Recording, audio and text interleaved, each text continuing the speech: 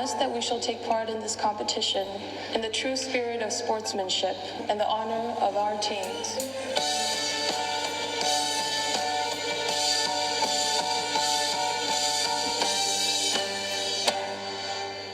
Memory is so abstract, it's hard to say what is exactly my first memory, but one is sitting on my mom's lap, learning the Mongolian alphabet, and her trying to make the shapes into images.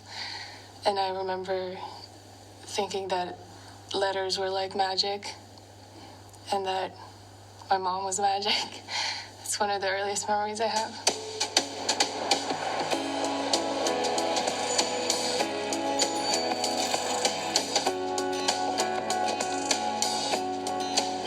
People are reaching a point where they're getting emotionally more apathetic because there's just so much information.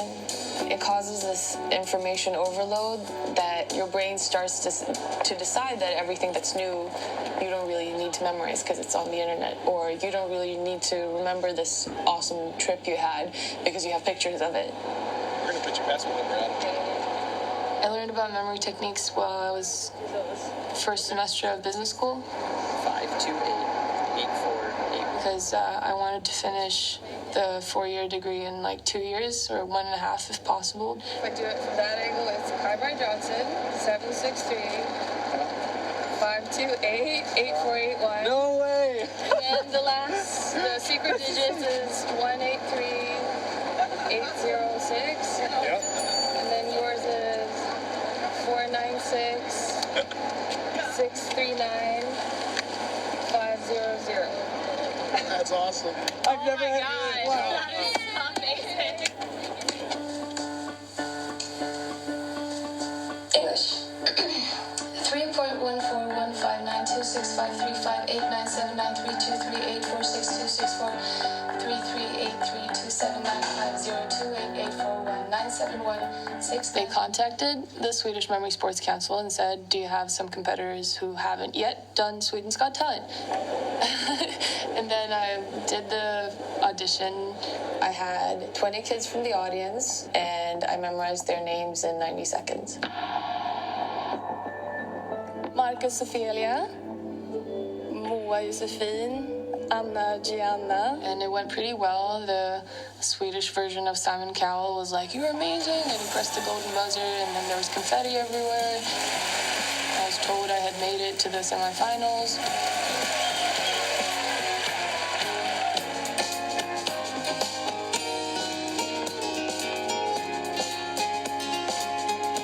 Able to remember names and faces is really good for professional settings because you shake hands with so many people, and people remember people who remember them.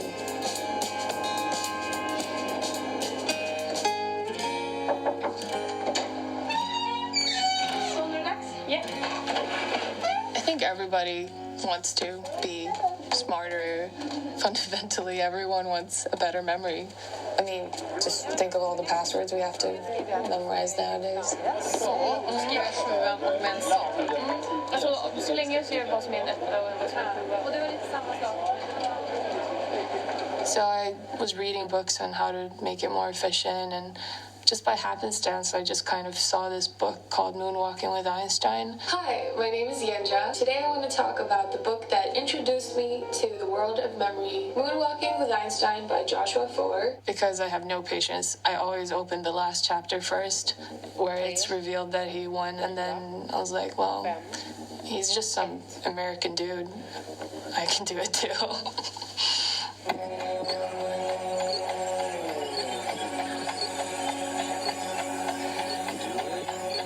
The whole thing about memory is everything looks the same when you don't know anything about it. So the numbers, they just look like a wall of numbers when you don't know anything about memory techniques. 1, 7, 3, 9, 7, 4, 2, 2, 3, 1, 7, 8, 7, 1, 3, 5, 7, 5, 6, 9.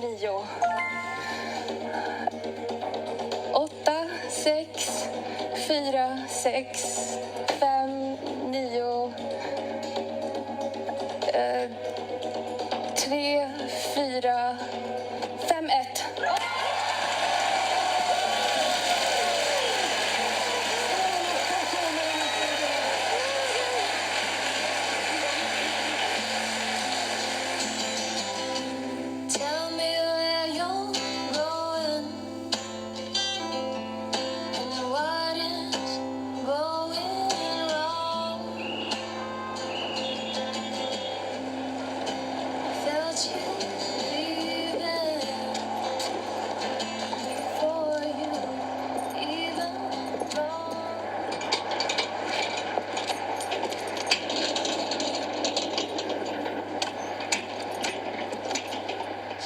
I was born in Mongolia, in Ulaanbaatar, the capital, and then I was raised there until I was 4 or 5.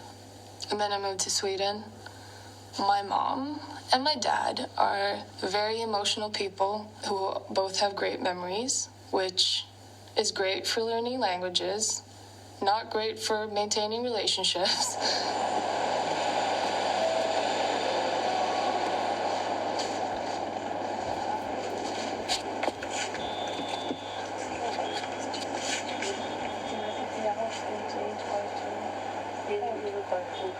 Because we have all the world's information in the palm of our hands nowadays, I think it's hard for people to justify spending time memorizing, and so everybody's memorizing less and less. Memo camp, memory lead, хуудсууд эдгээр тэрээр бэлтгэлийдгийг. Тэгээд чадахгүй бол өөрөөр хуудсаас тэр бэлтээ. Ер нь одоо юм чэйжилж мэжлэх хэрэгтэй юу? Тэгээ юм чэйжлээл тэмцээнд бол тэгэл тоо одоо 30 минутанд 1000 тоогоос 1000 тоон дараалал. Тэгээ яг эхлэхэд ингээл амар хэцүү санагдана. Тэгээд явандаа ингээл айгу natural болонготой айгу. A memory journey is a place for you to sort abstract concepts into more concrete places, like places you already know.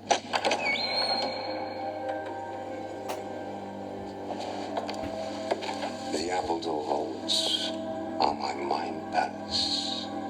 You know about mind palaces, don't you, Sherlock? How to store information so you never forget it. By picturing it. I just sit here. I close my eyes. And down I go to my vaults. I can go anywhere inside my vault. My memories. So what exactly is a mind or a memory palace? And how do you use it? So even Sherlock is afraid. Well, at its simplest level, it's about attaching memorable images to names, numbers, or information you need to remember, and then storing those images in some place like a palace or any building, really, you can imagine walking through when you want to retrieve it. Now, let's say you're visiting London, and you need to remember the first 3 stops on the Victoria Underground. You simply add an image to each of them. So Brixton becomes a ton of bricks, and Stockwell, shelves stocked full with food. And Vauxhall could be Vox, an opera singer, singing an opera in a concert hall. Now, if you're cramming for exams or you're a memory contestant, you create a more complex system, where you assign every number, for example, a letter, which then translates into a word you can remember. And you can create words from 2 numbers, or 3, or even 4. Let's say you want to remember the year 1240. Now, 1 is a T, 2 an N, 4 an R, and 0 an X. TNRX. Turnrex. The year 1240 suddenly becomes a Tyrannosaurus Rex.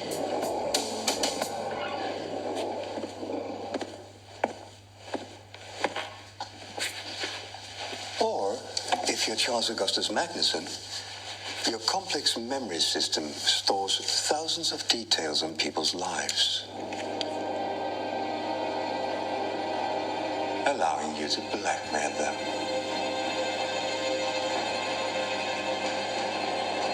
You see?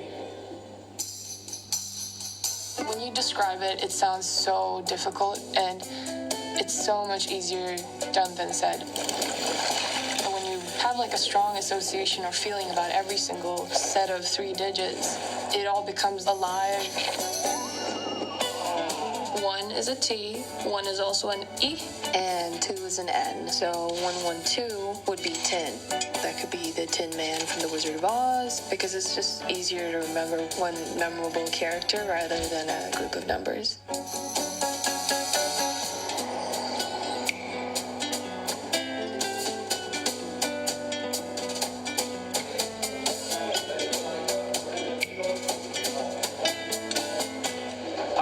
memorize the first 200 pages of this dictionary.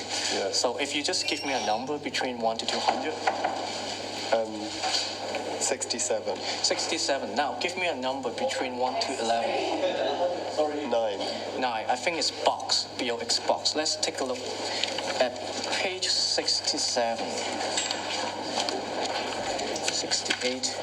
67. 9. Yeah, box.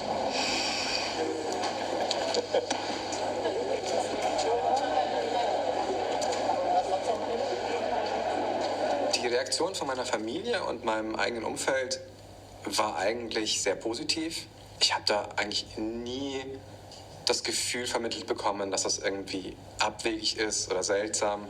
Dass ich zu so vielen Gedächtnissportturnieren fahre oder mich überhaupt mit dem Gedächtnissport so intensiv beschäftige. Ich bin im Jahr 2005 das erste Mal mit dem Sport in Kontakt gekommen. Es gab eine Übungssoftware. Level 1 merkt ihr 5 Wörter. Da ich schon als Kind mit Videospielen aufgewachsen bin und einem so dieses Level-System irgendwie auch sehr vertraut war, fand ich es faszinierend. Could all competitors please take their seats?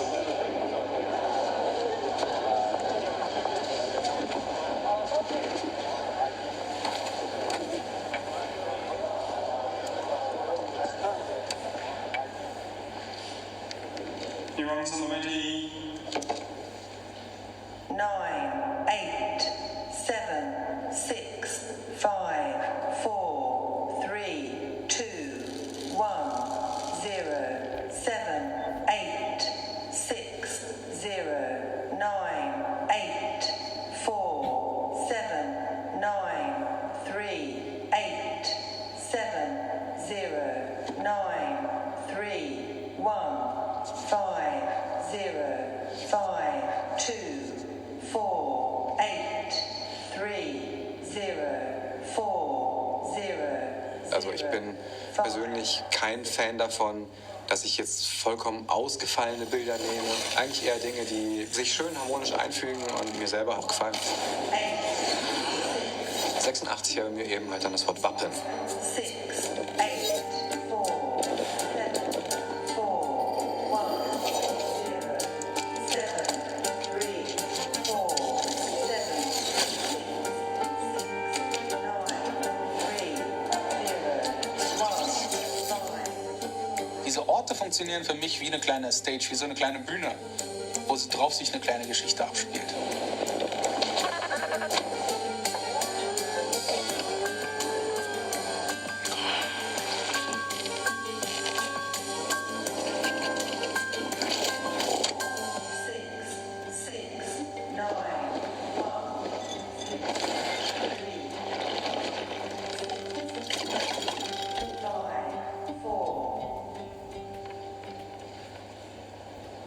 Okay, pick up your record sheet. Und wenn ich mich wieder erinnern will an das Ganze, dann fällt einem auf eine fast magische Weise auch das Bild wieder ein.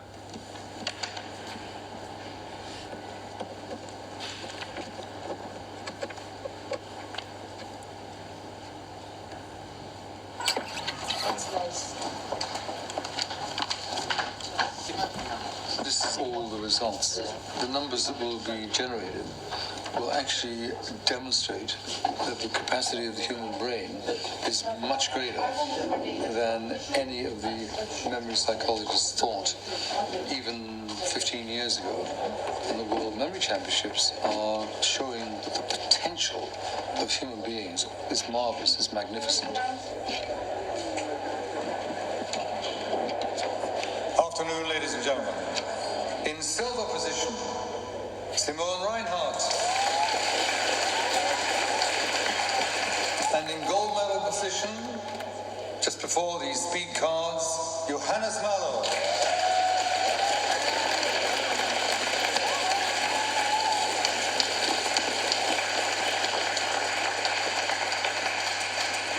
Simon is very good in speed cards, so yeah, see what happens. I cannot say what happens.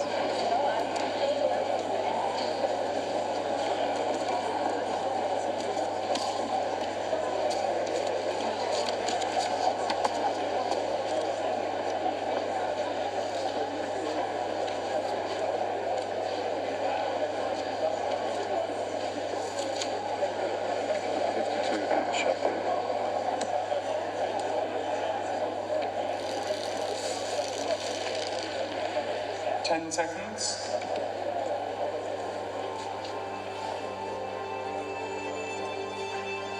You're on time, ready, go.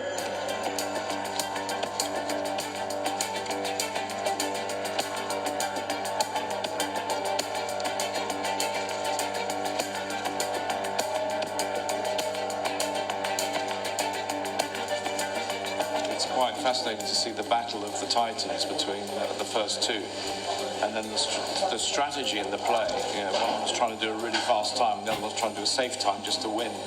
But they kind of balanced each other out, so it's too close to call.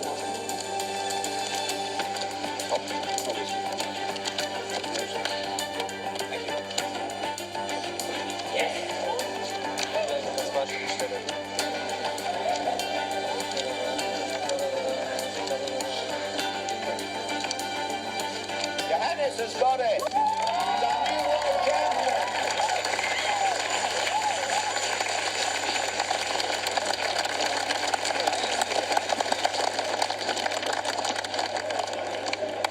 Congratulations.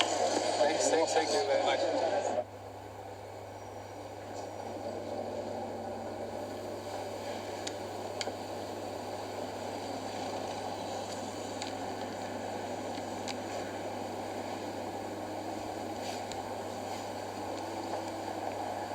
Meine erste Erinnerung geht, glaube ich, zurück, als ich ins Krankenhaus musste und mir die Mandeln ausgenommen worden sind.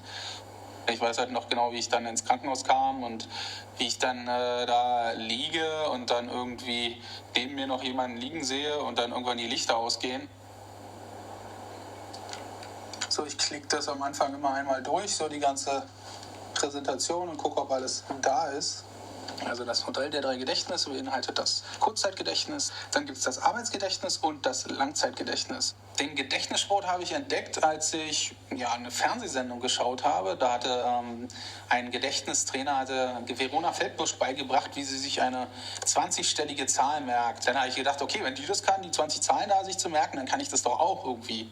Ich war gerade im 3. Semester, ich habe in Magdeburg Informationstechnologie studiert. Ich habe mir überlegt, womit kann ich da ein bisschen Geld verdienen nebenbei als Student so. Also habe ich geguckt, was ich mit dem Gedächtnissport irgendwie machen kann. Schauen sich die Bilder ganz entspannt an, lehnen Sie sich zurück und genießen Sie ein bisschen die Dia-Show. Das ist so die Vorbereitung, die ich dann meistens mache. Also rede quasi mit der Wand und das funktioniert ganz gut.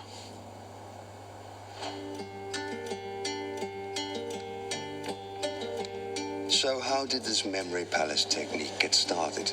The story told is that the Greek poet Simonides was invited to recite at a big celebration in a temple.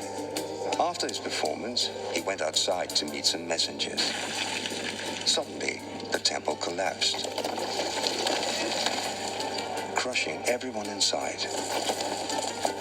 Simonides was called upon to help identify the bodies, so he walked through the temple in his mind, revisualizing exactly where everyone had been sitting. The memory palace technique was born. Soon it was being used to memorize speeches, poems, and philosophical arguments by Greek and Roman writers like Aristotle and Cicero.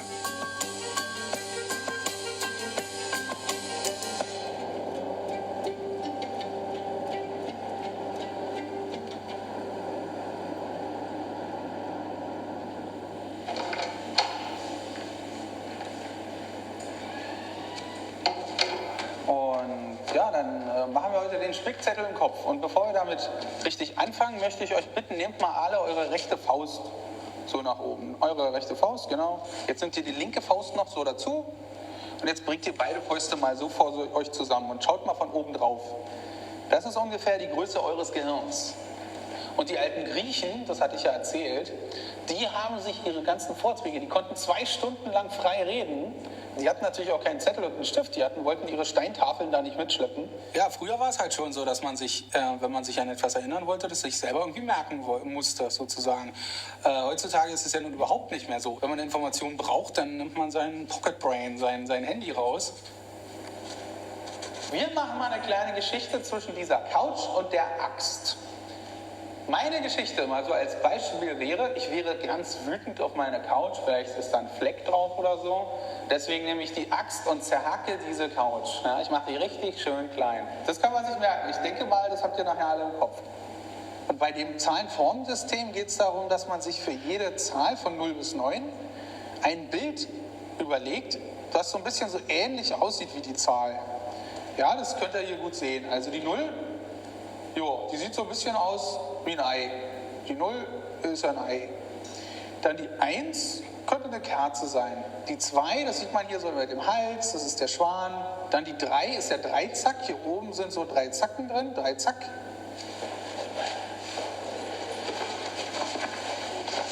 Tschüss. Ah, ich fühle mich gut, es fühlt sich gerade so an, ja, ich habe denen wieder irgendwas mitgegeben. Das war richtig cool und ja, da wird sicherlich der eine oder andere was davon mitnehmen. Ja, fühlt sich gut an.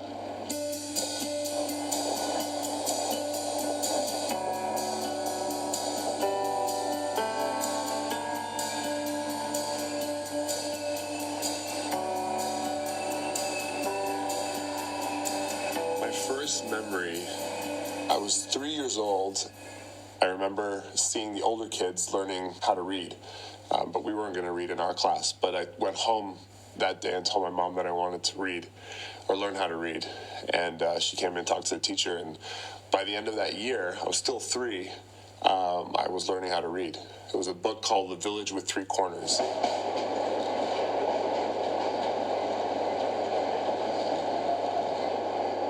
So growing up, I played a lot of basketball. Being tall, I was often kind of shoved into that sport, but I wasn't that good.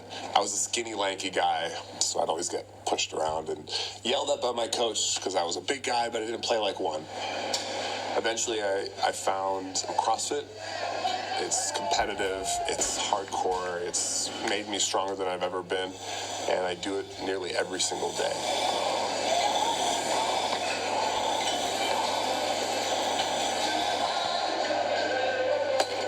I'd always been interested in things with the mind, things that were kind of beyond what people think your brain is capable of. That's always kind of been there. And when I studied physics and mathematics, that's what I got my degree in. A lot of our teachers, our professors, could do some really impressive on-the-fly calculations, and I always admired that and thought to myself, that's a really cool skill to have. But memory never really became a huge interest of mine until my grandmother started getting worse and worse with Alzheimer's. And she lived abroad in France, and so we'd get to see her maybe every 6 months to a year. So near the end, the differences between when I had seen her last were huge and super shocking to me.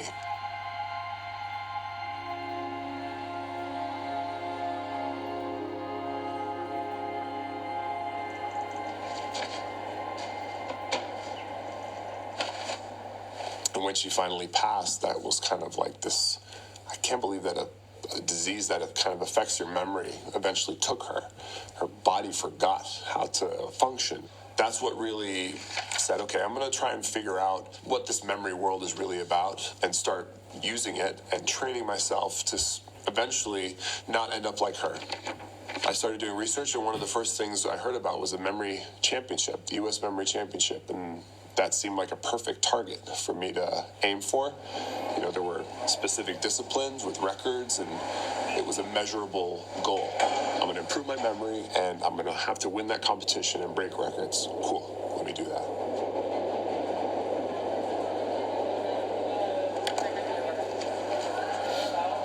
What I always like to say to all of you as we begin our day here this morning, we're doing something extraordinary and something that's becoming more and more important and timely in our world today as brain health continues to become one of the hottest topics in the world.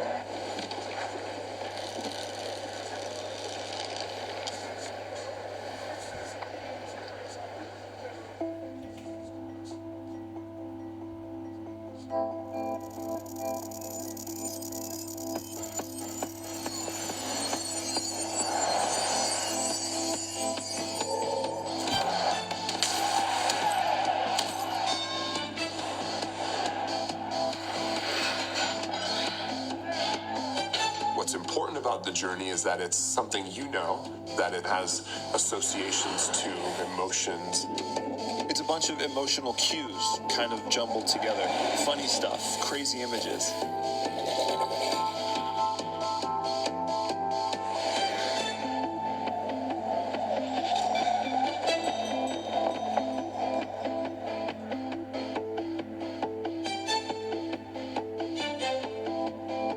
You have 10 minutes for recall. You may begin.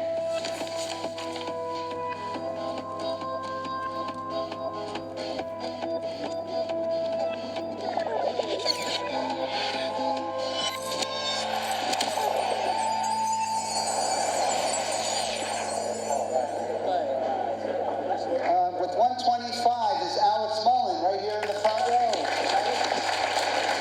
And breaking his own USA mark, Nelson Dellis with 201.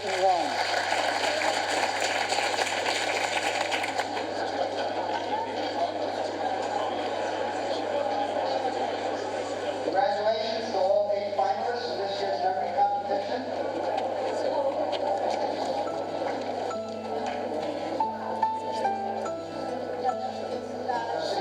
Want to say, introduce themselves as mental athletes, and they get 3 misses if they're at the party. Based on what they've done this morning, this is going to get to be a real interesting event. Hi, my name is Heather M. Parcell. My birthday is May 2nd, 1987. I live in Brooklyn, New York, 11211. Have a great cat by the name of Vina. The phone number you can reach me at is 450-3589. My favorite car is 1995 Toyota Super Turbo Apple Red. And my 3 favorite foods are like a lamb, mac and cheese, and chocolate croissants. Mental athletes will get a chance to go back into their study hall for a few minutes.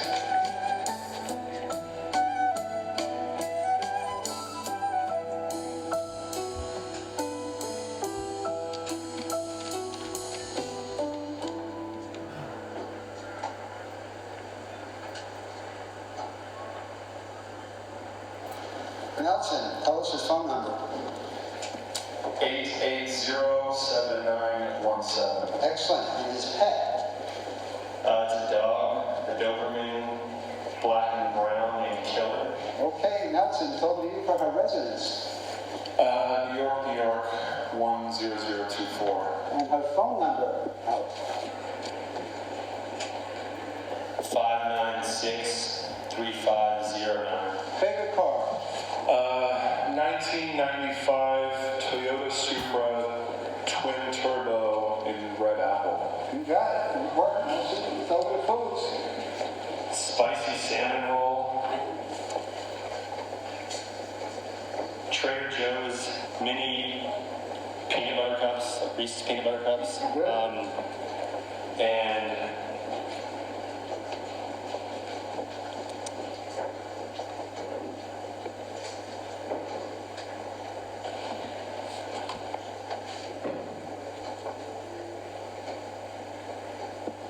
Time's up. And our retaining champion, Nelson. So Nelson now becomes the second person to win the U.S. Memory Championship 4 times. So congratulations.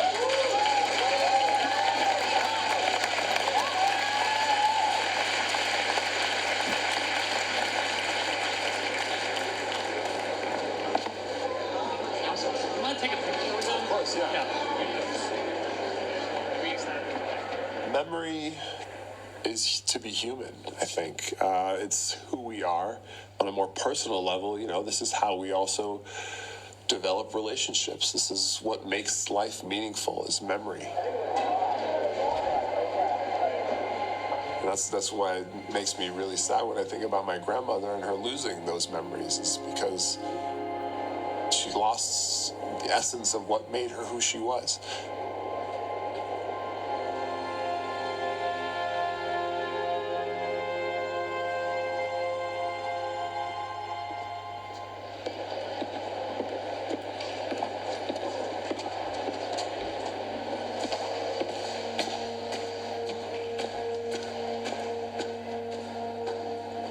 dass das Erinnern an sich einem die Basis dafür gibt, überhaupt einen Weg in die Zukunft zu haben.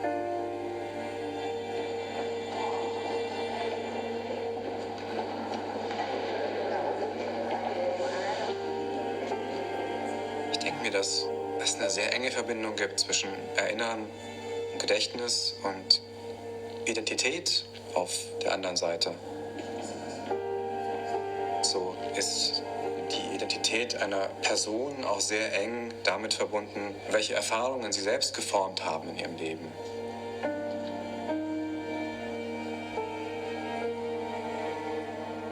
So wie die Kultur letztlich ja auch die Summe aller wertvollen und guten Erinnerungen einer Gesellschaft ist über die Jahrtausende. Kultur ist letztlich im Kern Erinnerung.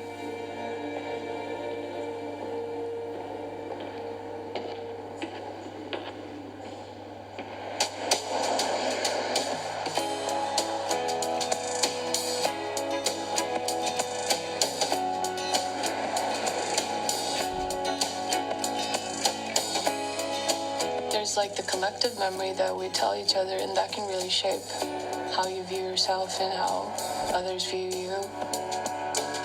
You can feel super attractive next to someone who remembers you as a very attractive person, and then you talk to someone who knew you when you were a geek. People struggle with my nickname Yenja so much. When people introduce themselves, it's like, hello, I'm Anna. Hi, Anna. My name is Thomas. They don't sound like that, but they do. And then we have me. I'm Yenja. So the next time I meet them, I'm like, hi, Anna. And they're like, oh, hey. And that's when I realized they don't know my name. Every single time I'm like, Yenja. The second time I meet them, I'm like, Yenja. And then the third time I'm like, I can be geisha, ganja. It's basically the same thing for my mouth. Ninja is much easier. You know what? Just go with that. Call me whatever you want. It's Yenja. Mispronounce it. I moved to Austin in 2016. Nice food, nice weather, nice people, and an opportunity for me to get better at speaking English. So. Are you okay, Ariel? All right. Hey, everybody. So how you guys can sit nice and The capital of Mongolia, where I'm from, is called Ulaanbaatar. We're all gonna draw a bat that goes Ola, and then it says R as well. Oh my god. It doesn't look like anything because it's not. Oh, nice. Nice with the little bow. Bat R. And a little poop in the corner. The capital of Mongolia is called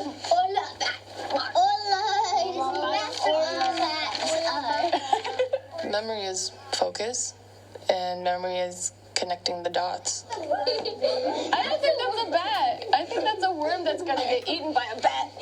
A memory palace is an augmented memory, and a picture is also an augmented memory, because when you see that picture, like the rush or like a flood of memories come back to you, and it's like, oh right, and that's when we were in Greece, and that's when you stubbed your toe and you were so mad because you didn't want to take the picture, and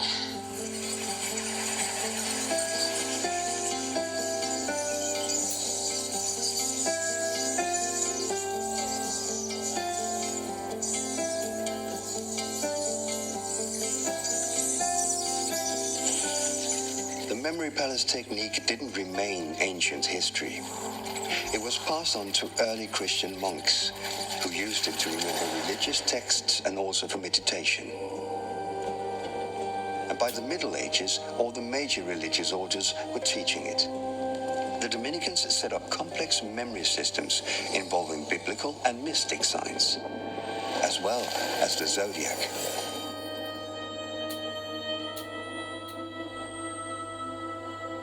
Manchmal kombiniere ich einen realen Weg mit einem Fantasieweg, und dann endet der reale Weg zum Beispiel im Garten von dem Haus von meiner Mutter, und da schließt sich dann eine kleine Fantasiegeschichte an, die als Weg funktioniert. So, da kommt so ein UFO angeflogen, und dieses UFO ist ein Wegpunkt. Also der Weg ist mein Werkzeug. Und jetzt kommen Informationen, die ich mir merken soll. Zum Beispiel, dass Pik Ass ein bisschen aussieht wie eine Tanne. Und der Pik König, der König in der Natur, ist vielleicht der Löwe.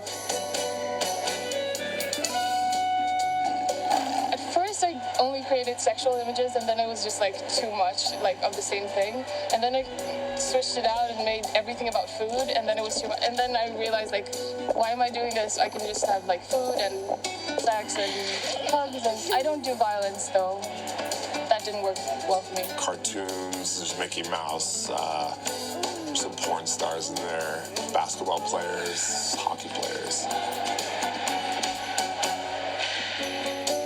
Not that many porn stars.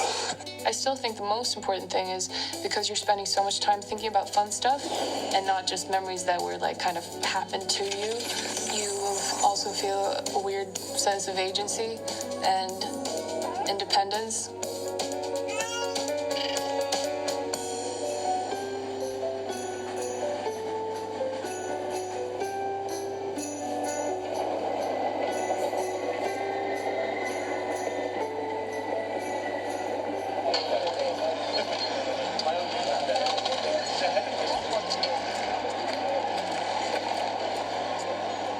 Ich war schon immer neugierig, wie sich Emotionen, positive und negative und auch Stress auf die Gedächtnisleistung auswirken.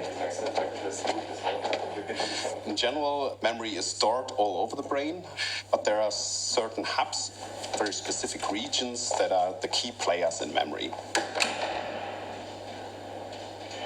If something really arouses our emotion, if you're stressed, if something is maybe dangerous, that is like a sign of nature that that might be an important memory, and that therefore that memory has to be remembered at a later point. In the championship, for example, that you encode with a lot of emotions is that information that sticks better during retrieval. So when you have to come up with a memory, in that situation you are stressed, then that makes it more difficult to really remember that information. But during encoding, typically stress or negative emotions should make sure that the information is coded more strongly and deeply. Okay, can you sit on here? Yeah. And then there's one more thing. This gonna get really loud once it's running, so you need to hear air. Absolutely. So, yeah, it's looking good. I need your head to come on top here. The reason the memory palace technique works is because it takes advantage of how the brain works best. The brain has evolved to store memories of visual images and spatial locations. This computer is now synced with the monitor, which is in the scanner. So at the back of the scanner is basically a display. And we gave Simon a task. So we asked him that he tries to memorize these words. And of course, while he does so, the activity in his brain changes. That allows us to measure where in the brain oxygen-enriched blood is going to, and so we can actually make assumptions where in the brain we have activity. Of course, the memory athletes, but they get very close to perfect recall in this kind of task. Someone who trains their memory for just 6 weeks might achieve something like 60 out of 72 words, and someone who didn't train their memory, they're more like a 20.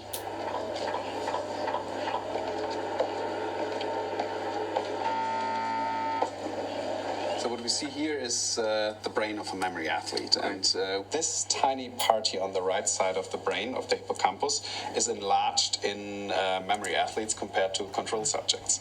That structure is involved in stimulus response learning. So if you like go from location to location, your route, and you see a given scene or a given location, and then you come up with the information you place there. Okay, that is a structure where very important interaction between the hippocampus. We know from previous studies that in particular this part that is important for navigation can become larger through training. For example, in taxi drivers, if they learn for years and years how to navigate, then that part of the hippocampus actually gets bigger. What we learned studying memory athletes is that their brains aren't different structurally than the rest of us. Instead, what we see is that they have a changed connectivity pattern in their brain. Some brain regions are more strongly connected, others are more weakly connected. And what is fascinating is that we found if you teach complete novices the memory palace technique, they not only perform better on memory tests, but they also change the connectivity patterns in their brains in the same way as we see with memory athletes.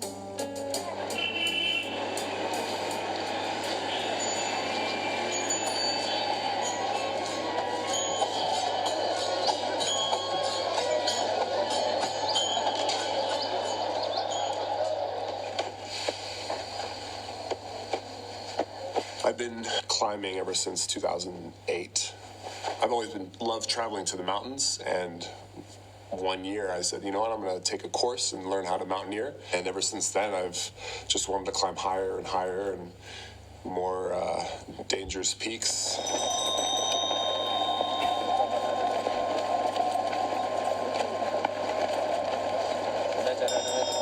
I've been at Kilimanjaro, Mont Blanc, Denali, a bunch of peaks in Peru as well, Ecuador. We're in a cozy little tent here. My awesome Sherpa, Tenzing. Tenzing is our friend. My friend wanted to film me memorize a deck of cards, so I did it, and we had a good time. I was explaining to the Sherpa how I did it and what were some of the images in my memory palace, my journey. Okay, so for every card, I give it a picture. Imagine King of Hearts is you. Okay, so whenever you see the King of Hearts, it's Tenzing. You picture Tenzing climbing a mountain. Queen of Hearts is your mother because of the hearts, queen. Okay, so when you see Queen of Hearts, you think of your mom. Maybe she cooks really good dal bhat. Yeah, so you picture her doing that. I make a story. Oh, it's Tenzing. Maybe he's having dinner with his mother, and then Taki comes in, barging through the door with Nelson on his back. The Sherpas love to play cards for money, so I wonder if he used that for his benefit when he got back down. I practice every day. The first time took me 30 minutes. Then I get faster, and now I did a minute, you know. You see?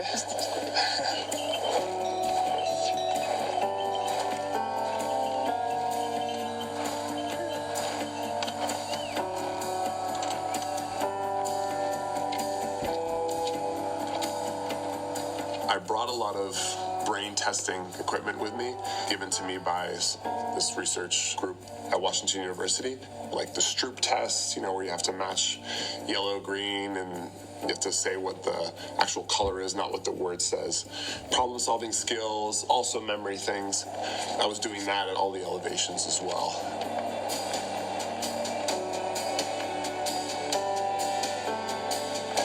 At the time, I had never broken 40 seconds on a deck of cards, and on that trip, I got into the 30 seconds.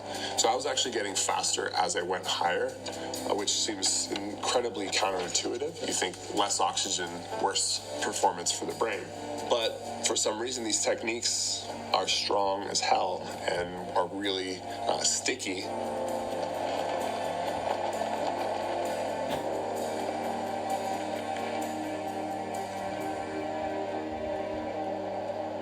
I think memory is one of the things that we have to understand better on a scientific level, but also in a real life applicable way.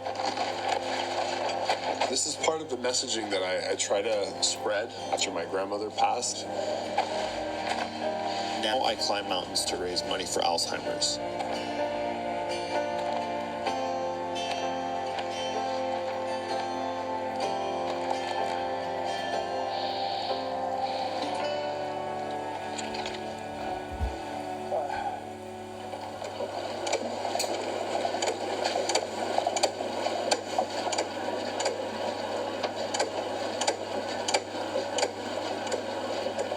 FSAD ist eine Muskeldystrophie, die eben die körpernahe Muskulatur, Skelettmuskulatur betrifft. Und das heißt, dass die Muskeln immer schwächer werden und abbauen, einfach umgewandelt werden in Bindegewebe und irgendwann nicht mehr zu gebrauchen sind. Der erste Schritt hin zur Diagnose war ungefähr mit 14 im Sportunterricht, als wir dann nach dem Winter wieder rausgingen, um da eine Runde um den Platz zu laufen, dass ich so angefangen habe beim Rennen, beim Schnellrennen wegzusacken mit einem Bein. Ich glaube, 7 Mal war ich im Krankenhaus über einen Zeitraum von 2 Jahren. So, Schulterblatt. Jawohl, Helfen bleibt. Und dann nach einer Weile kam dann irgendwann der Befund aus dem DNA, aus dem Genlabor. Und dann war ich irgendwie so alleine gelassen mit der Krankheit. Ja, kann man ganz gut mit leben. Die Lebenserwartung ist eigentlich nicht eingeschränkt, weil die inneren Organe nicht betroffen sind.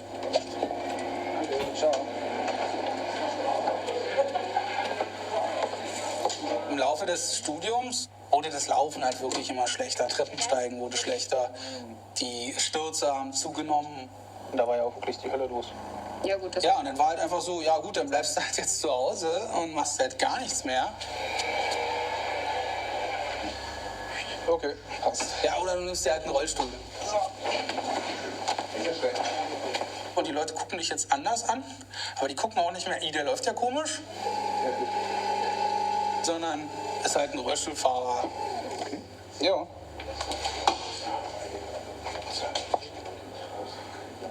Ich kann mich auf jeden Fall erinnern, wie es war zu laufen, weil so lange ist es eben einfach auch noch nicht her. Ich habe eigentlich einfach immer gerne gemessen, zum Beispiel beim Tischtennisspielen, auch da Turniere mitgespielt und so weiter und ich wollte einfach immer gewinnen.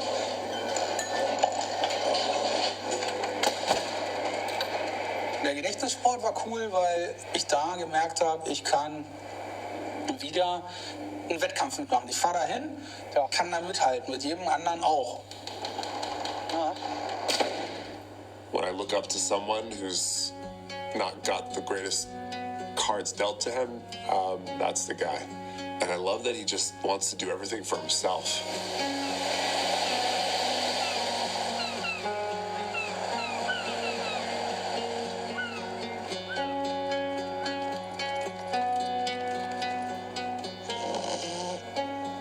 I love going through those memory palaces, those journeys, just because it's like reliving it. And they're almost like a little VR bubble, and I can just jump into it, and there's my childhood home. And same with these climbs. I've been up the same mountain many times, and sometimes you go back hoping for that same experience, but it's never the same. But with these memory palaces, I've kind of preserved those within the journey, which is it's really special to me. About 4 or 5 years ago, I started teaching memory techniques, bringing them to big companies and teaching individuals. Try to think of something you do that doesn't involve memory, and I guarantee you can't. It's everywhere. I'm always getting emails every day for a different thing. Post office worker who needs to help remember zip codes, or salesmen who need to remember facts and figures. If you're saying that memory would not improve your life, you're kidding yourself. What's up, everyone? My name's Nelson Dellis, and in today's episode, I'm going to teach you how to memorize language vocabulary, names, and faces. All right, so one of the things I wanted to ask you was for the everyday person, for practical application, what have you found for you has been the most useful in terms of memory techniques or tips? The main question that I get is just how to use memory techniques for school, for studying. So, I mean, I think I'll just kind of list the first two things that come to the top of my mind. So the first one is obviously just to try to, when you're having trouble remembering something, try to turn it into a picture. I think a really easy way to do that is to practice with people's names. Karen becomes a carrot, or Tom becomes like a Tommy gun, or, it's just something like that. Subscribe, like, share, all the things. I'll see you very shortly. Thanks, guys. Peace. That's it.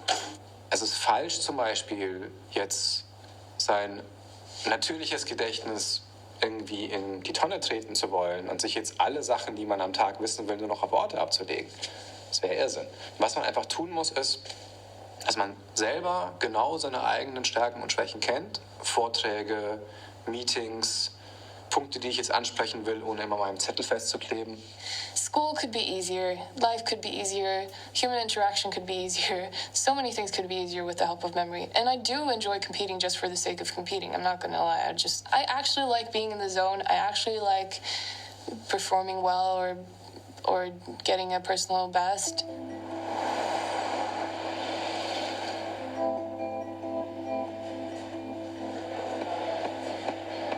Ich denke, ich bin definitiv eine competitive person. Ich denke, im Deutschen, wenn man da sowas sagt wie irgendwie ehrgeizig, klingt das immer schwer, weil das klingt dann so wie verbissen. Ich bin aber eigentlich gar nicht so verbissen in der Hinsicht, sondern mir macht der Wettkampf einfach wahnsinnig viel Spaß.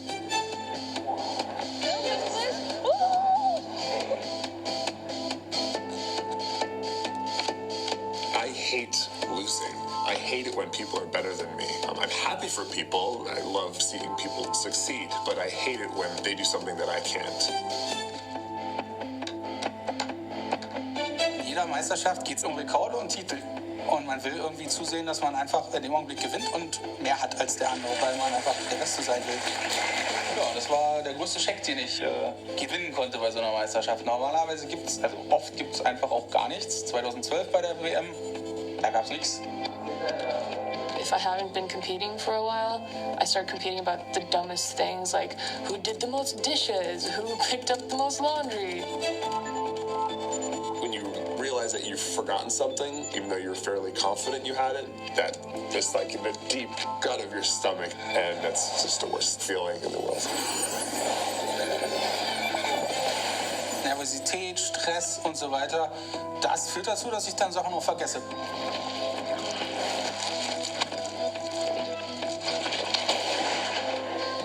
I don't care about being pretty or smart or kind, like I just really want to win.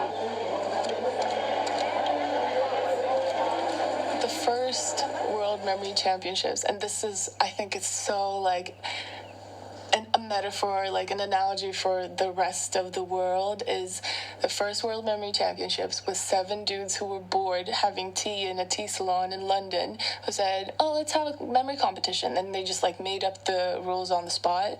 And then whoever won out of those 7 dudes was the world memory champion, according to them. Why has memory remained such a male sport? It's an interesting thing because it's, like you said, the world is 50-50 roughly, women and men, and it's not 50-50 at these competitions. Yeah. No, I don't know. I don't know what to say. I'm just like, every time I talk about the female aspect of this, I could just get into like super Swedish feminist mode, and it's not very fun for anyone involved, including me. Like one girl, for example, she was crying because some of the memory athletes said they wanted to make a miss memory, meaning like a memory competition, but on the side we have who's the prettiest, but just for the women. And she was crying because she was like, I know I'm not going to make the top 10. And I said, this doesn't matter. We're supposed to be competing about memory, not beauty. This is the one area where it just matters if we're good or not if we're pretty. Es ist für mich natürlich schwer, jetzt für die weiblichen Teilnehmer da zu sprechen, aber ich kann halt nur sagen, dass ich denke, dass der Gedächtnissport an sich doch eine sehr kollegiale Atmosphäre hat insgesamt. It's frustrating, all of these stupid notions of what men versus women are capable of get brought up all the time, but I think it's worth it if more women start competing and more women try to push themselves a little more than society asks of them.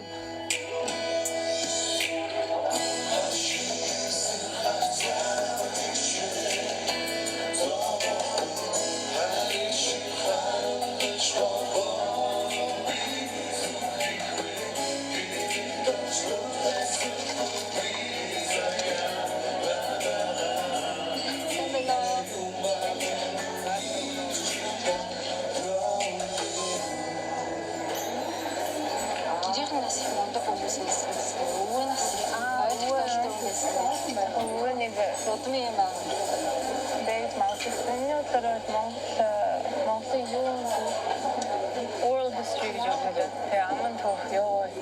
아무는 더 배고 이거였어. 어떤 놈인지 되게 좋았어.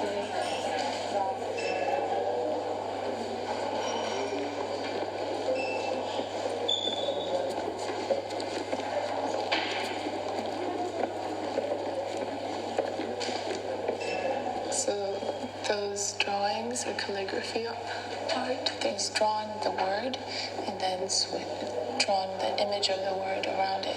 So if you see over there, there's a dog and a rooster. I'm the year of the rooster. So it's written, the Old Mongolian script says rooster, and then he's also drawn an entire piece. So Old Mongolian was way more, I would say way more image-based. And now, because of the whole socialist regime, we've stayed with the more vocal or sound-based Cyrillic alphabet. I know that this is harder, but I think it's more worthwhile to keep tradition. So, yeah. I think that those foundational moments of learning the Mongolian alphabet or learning English in Mongolia and stuff with kind of subconscious memory techniques, I think that helped.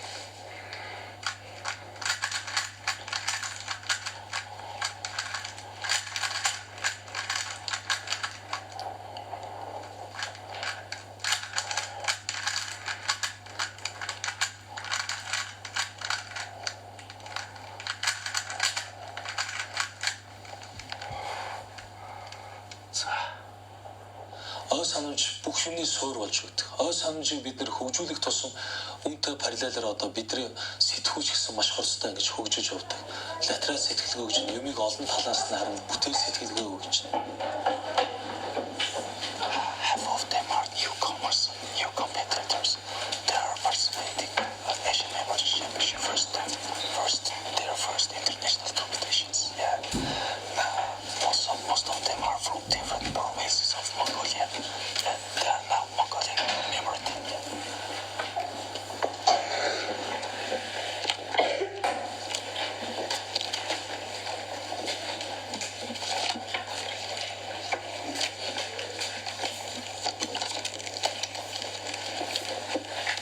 The Mongolian memory team has a strong sense of community.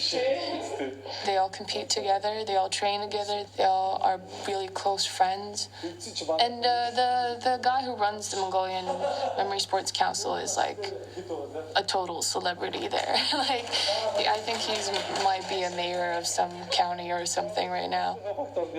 He makes a lot of money, he can put that money back into his students. Yeah, Mongolian people going on the news talking about how well they did in memory, that helps his school, and then people join his school, and then the best of the best start competing.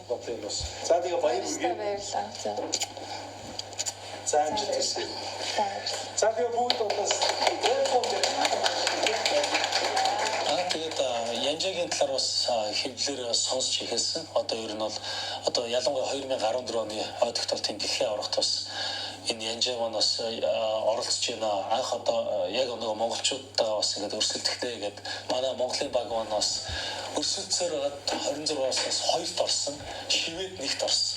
Тэгэхээр Шведийн баг маань бас төрүүлэхэд бид нэг 100-200 гаруй оноогоор ялагдсан. Нэгтэйгээр бид нар бахархсан. Үнэхээр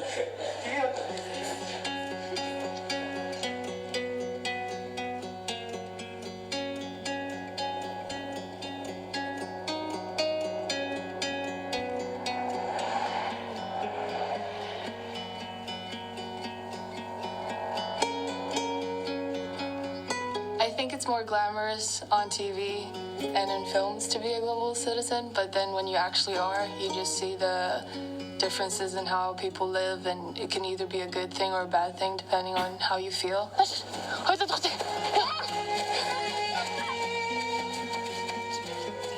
Mongolia is probably the most beautiful place on earth, with the most beautiful people in it, and I feel very loved when I'm there. And I feel very understood, even though people can tell that I have like the mannerisms of a Westerner, and that I think from like a very Western perspective on things, and my jokes are very American.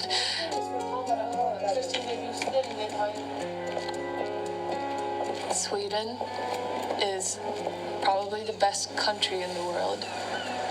Free healthcare, free school, even getting paid to go to school and all those other things. You can talk to someone without being worried they're hitting on you. US.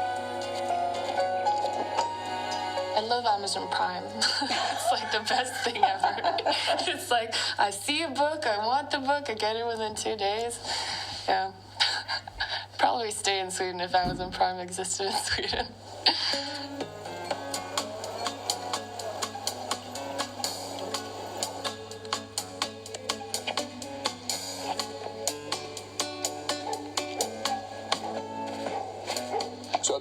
Military Championships, there are 10 disciplines, and it's, let's see if I can get them, 5-minute numbers, speed cards, 1 hour numbers,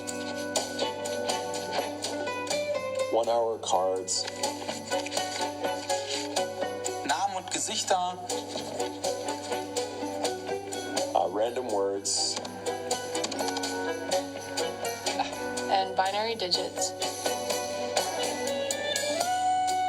Abstract images, which we've kind of changed recently to just random pictures. Historic dates, which is the one I always forget. And I'm missing one. Gesprochene Zahlen. Oh yeah, spoken numbers. Ich versuche halt jeden Marathon noch mindestens 2-mal irgendwie zu machen, also die langen Disziplinen. Mich gerade auch auf die gesprochenen Zahlen zu konzentrieren, weil die sind halt auch vorletzte Disziplin. Aber wenn man da was Gutes hat, dann hat man immer noch die Chance, egal von wo man kommt, noch was einzuholen. Und da geht es ja immer darum, alles richtig zu haben. Man darf ja keinen einzigen Fehler haben.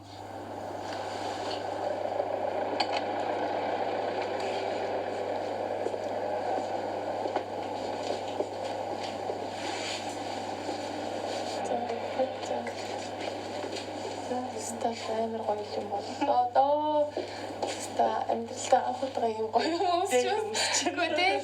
Зүүндээ дээл өмсөх дээлс баг хамаагүй гоё. I mean, obviously, I have high hopes, but it goes the way it goes.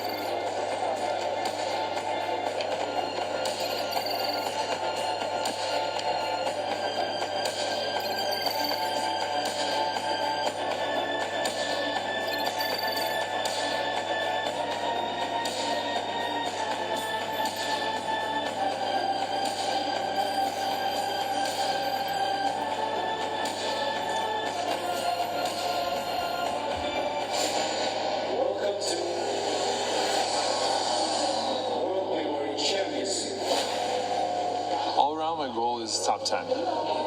I mean, there's, I think, 8 of the top 10 people in the world here, so if I can squeeze in somewhere there, I'll be very happy.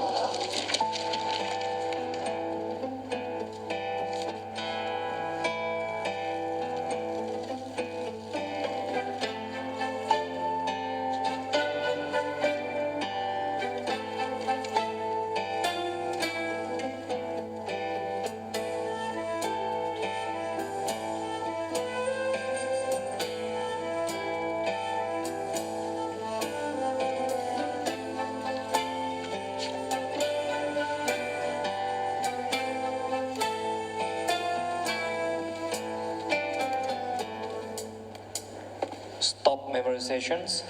Arbiter, please collect the paper, please. Did you have any very memorable combinations in this discipline? Yeah, I had Obi-Wan Kenobi playing the bass guitar with his balls. That was a good one.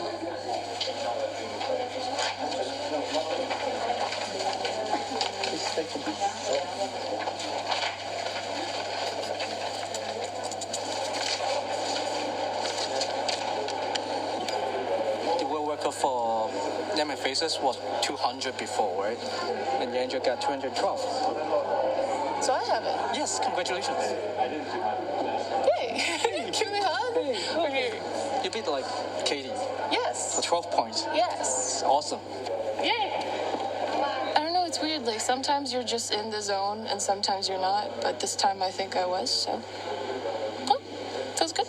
And the overall score, the top three was Ensure from Mongolia on the third place with 25.77, and Monsieur with 26.22, and Alex Muller with 26.74. It was fine. I mean, I could have been worse, so I don't feel too bad about it. Yeah, hopefully it's just kind of builds from here. And the number 4, we have Yanja with a 22.17. Simon and Johannes there at 7 and 8. But I think Simon will coming back because he has pretty good result in the history for the speed number, I think. And also Johannes did really good at dates. Ja, ich denke so vielleicht ein bisschen weniger, als ich erhofft hatte sozusagen, aber insgesamt bin ich, glaube ich, ganz gut dabei. Also ich bin ganz zufrieden. Nelson, let me see. Currently on the 19th with 108 points.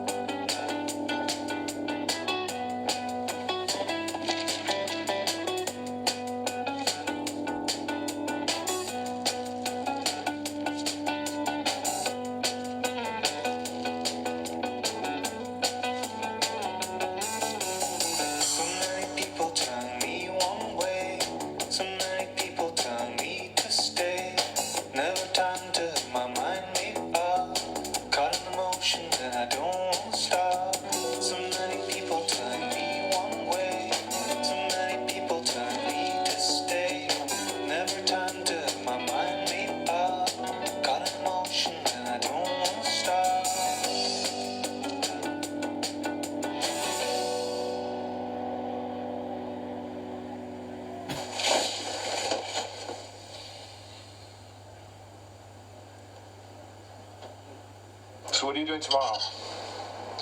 I'm gonna do some Christmas shopping. Okay.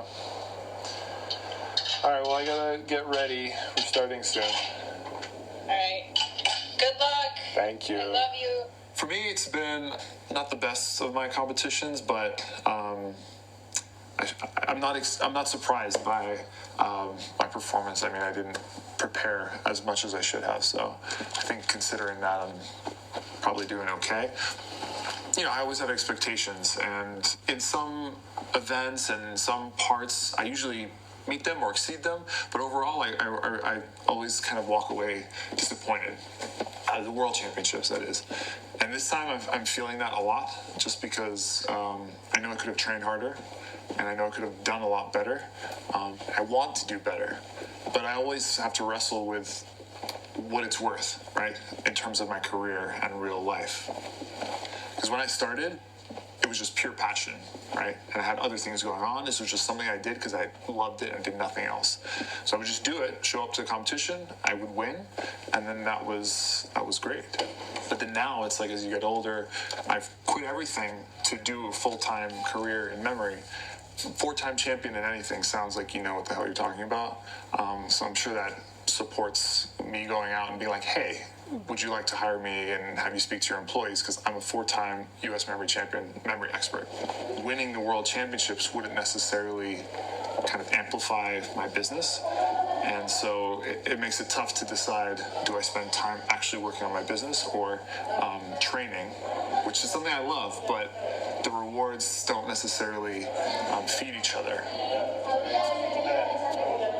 But the last day, I like the last day. The last day is kind of a little more lighthearted and more of the disciplines that I enjoy.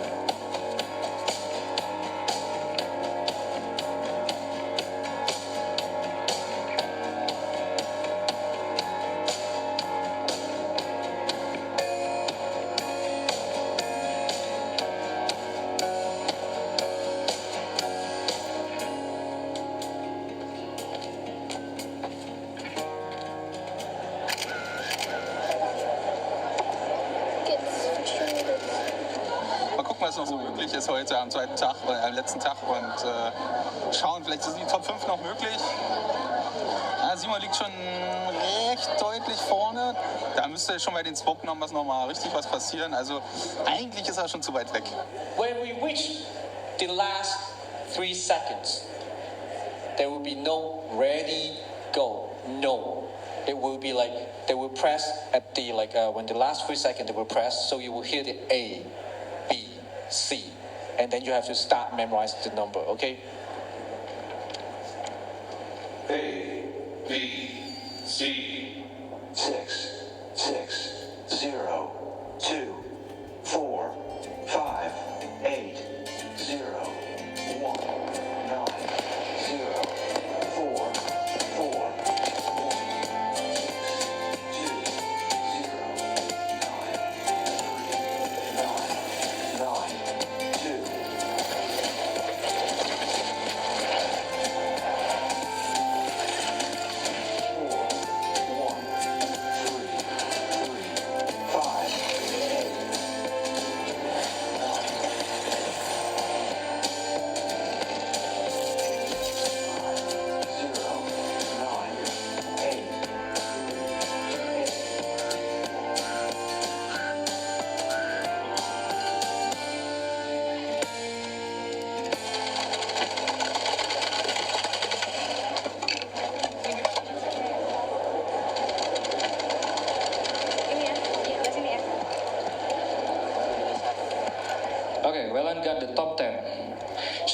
Based on the top 10, we have Alex Mullen with 8,851 points.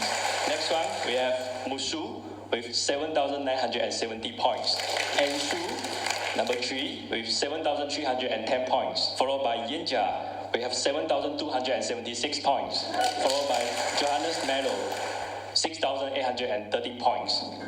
Simon Reinhardt with the 6,605 points.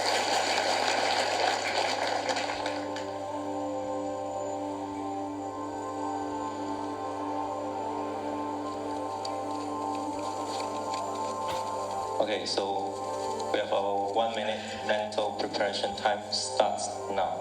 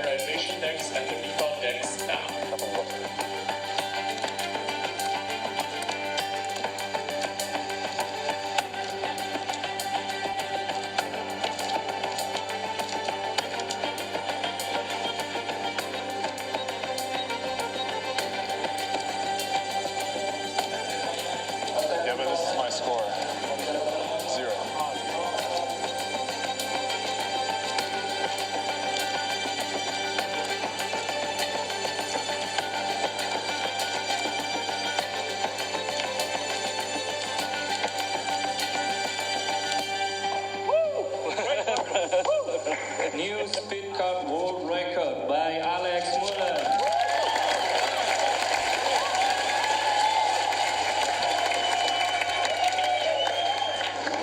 asked me 2 years ago what I thought my limit was, I would have said, something not too far from where I was then, and now I'm, almost twice as fast as I was at that point. So, the limit kind of keeps getting pushed past what, you think is possible at the time. So I try to just not think about the limits anymore and just sort of keep trying to improve. For the second runner-up goes to Yenja Witherspoon from Mongolia with total 7,425. The first runner-up goes to Mungshul Narmanda from Mongolia. The winner of the memory championship, Alex Mullen from USA.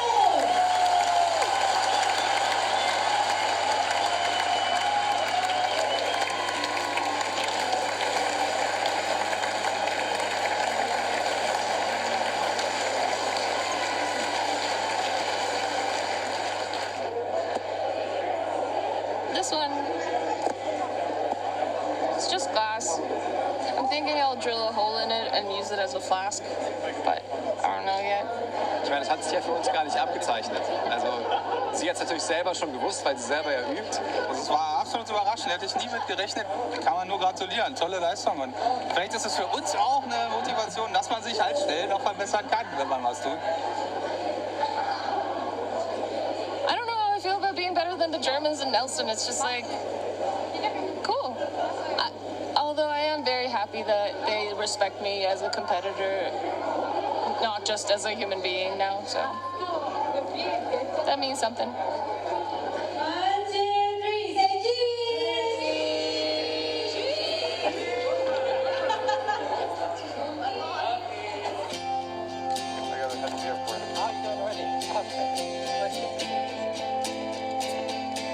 I want people to think about health as something that is both your body and your mind. I don't think that crosses people's thoughts these days, and I want to change that. By keeping both physically and mentally active, we can help preserve our brains and our memory.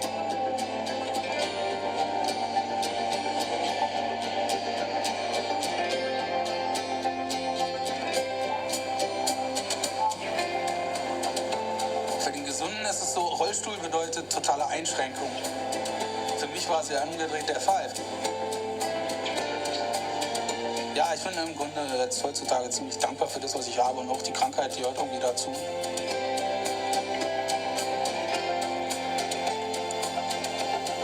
Das ist eigentlich wahnsinnig faszinierend, wie das Gehirn an sich es schafft, unsere Eindrücke und unser Leben und die Bilder und die Gefühle, die wir haben, umgesetzt in elektrische Stöße oder Reize nicht nur festzuhalten, sondern uns auch wiedergeben zu können.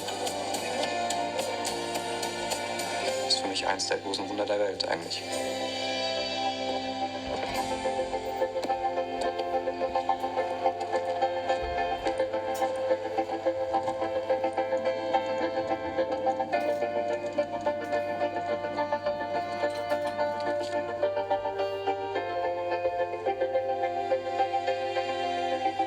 Okay, so like on a neuroscience level, it's probably just like imprints in your head, in your brain area.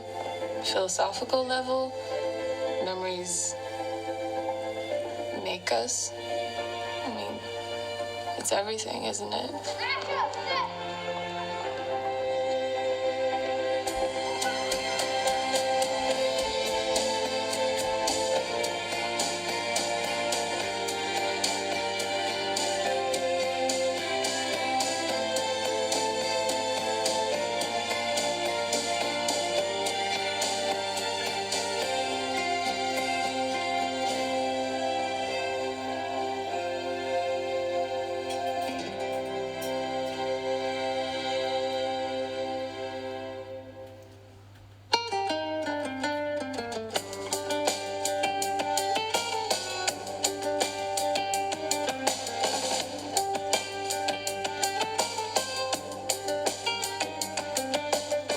Memory trick. We were at a dinner table of 10 of our friends. It was someone's birthday, and the check came, and one of my friends was like, to the waiter, this guy can memorize all the credit card numbers, and if you can do that, you should give us the bill for free.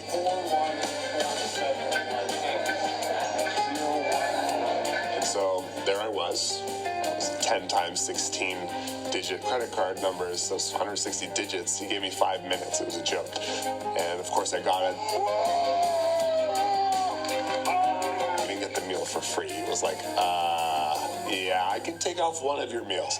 But anyways, we ended up doing that same process at multiple restaurants. That was like the thing we did that summer.